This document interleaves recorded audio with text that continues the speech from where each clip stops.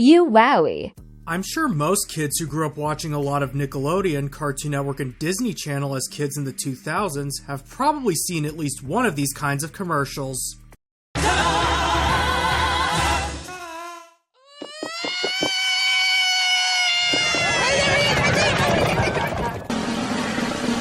Oh, this can't be good.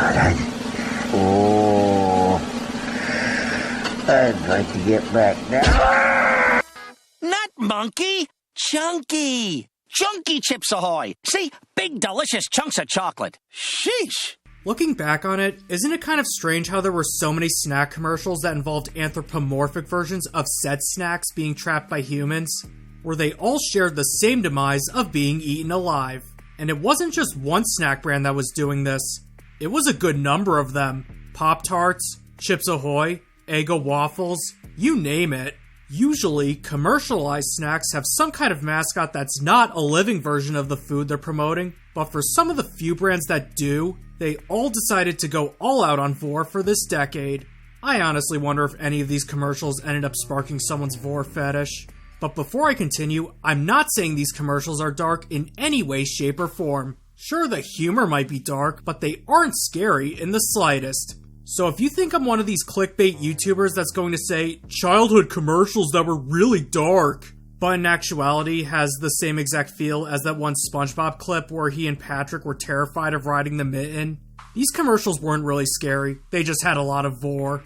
Which is why I'm going to be taking a little trip down memory lane and go over, commentate, and overthink on 3 food brand commercials that I vividly remembered hopping on the vore bandwagon. Pop-Tarts, Chips Ahoy, and Eggo Waffles. Without further ado, let's dive right into it.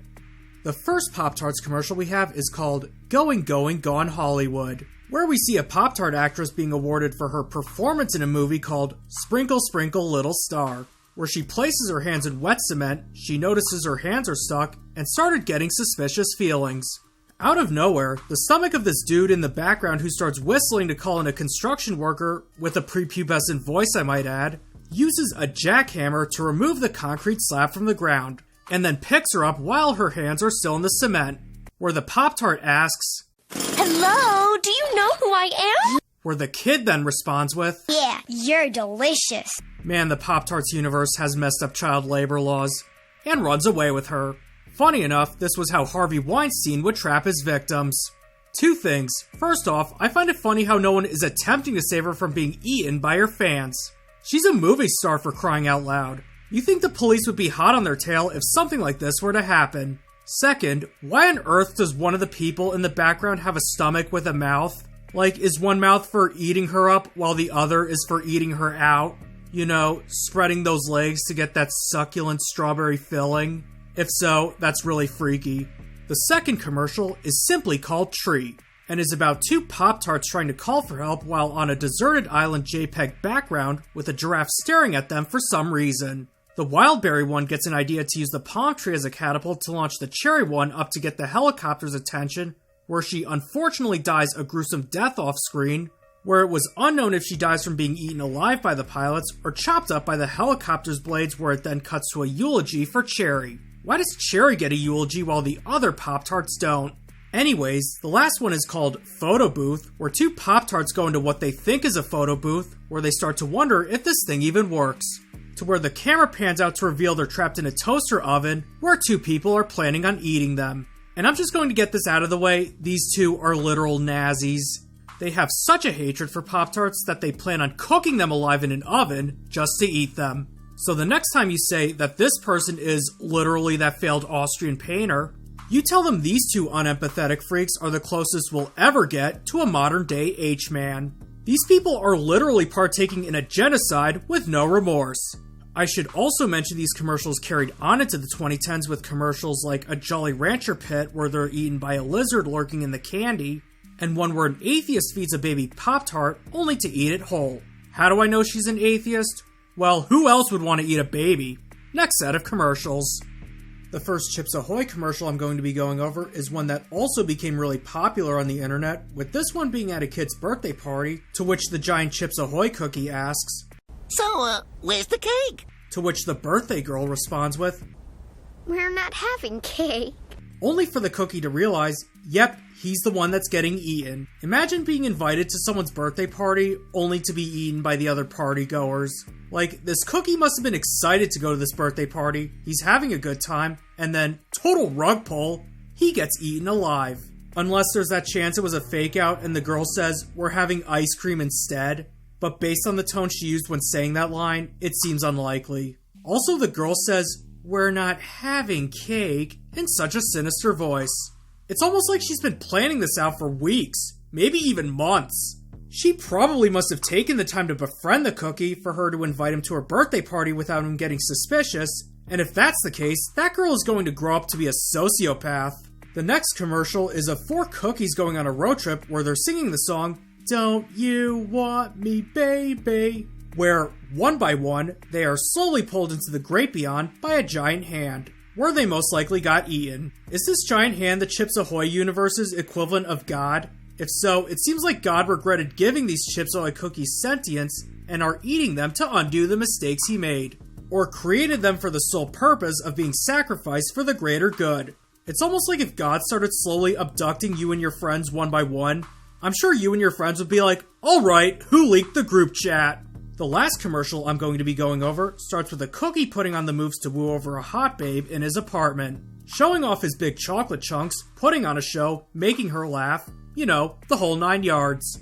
After the cookie won the woman's affection with his unspoken riz, he proceeds to make the next move hoping for a smooch that will lead into bigger, better things. If you know what I mean. Only to get cock-blocked by a giant hand. Maybe next time get an apartment that actually has a roof. Unless that hand was able to rip a hole in the multiverse just to snag that cookie. But still getting cock-blocked by a random hand appearing out of nowhere must be an extremely devastating thing to go through. Like, you did everything right, you charmed her over, and this giant hand was like, nope, not gonna happen.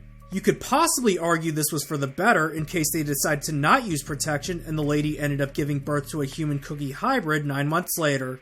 Because if that did happen, those two would be creating the initial steps towards public acceptance of cannibalism. Unlike the Pop-Tart ads, they stopped making these kinds of commercials past the 2000s and decided to have the compassion to let these cookies live. I wonder what they're doing now. When the drip is respectable, but the chips are impeccable.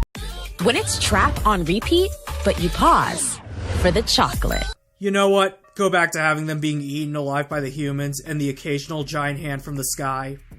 And last but definitely not least, we have the Eggo Waffle commercials. More specifically, the Eggo Man commercials. Since Eggo had a lot of different types of commercials throughout the 2000s. Like those 2D animated commercials featuring a girl enjoying her waffles while her dad was trying to nab them for himself. And I have to ask, why does he go to such extreme measures like these to steal his daughter's waffles? He could have just went to the store and bought some more.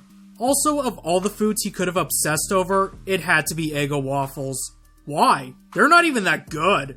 If you want a good freezer waffle, I'd suggest Kodiak brand waffles. They have a decent amount of dietary fiber, a good amount of protein, and they actually taste like waffles. Unlike Eggo Waffles, which taste like cardboard coated in sugary egg wash. Trust me, once you go Kodiak, you never want to go back. Also, this video is not sponsored by Kodiak.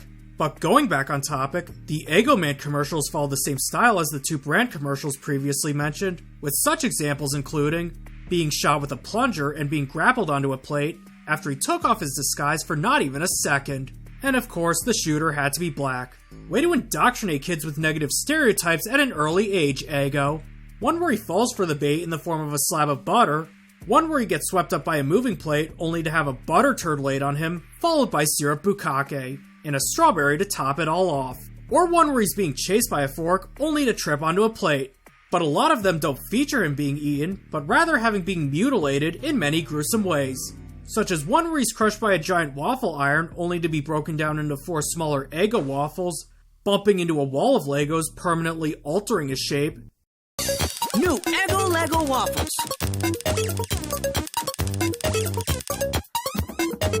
Getting battle scars after a run-in with fictional characters like SpongeBob or Scooby-Doo. Or being crushed by a bowl only to turn into little pieces of inanimate cereal. And some of these are just weird. Like the one where he goes through a bunch of different rooms, or one where he ODs on strawberry filling. I know how I can make this even funnier.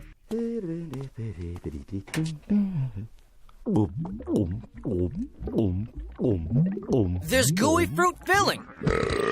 Not even Eggo Man's friends are safe from being eaten by predators, aka children. Because commercials like these are the only instances in all of recorded history where children play the role of predators.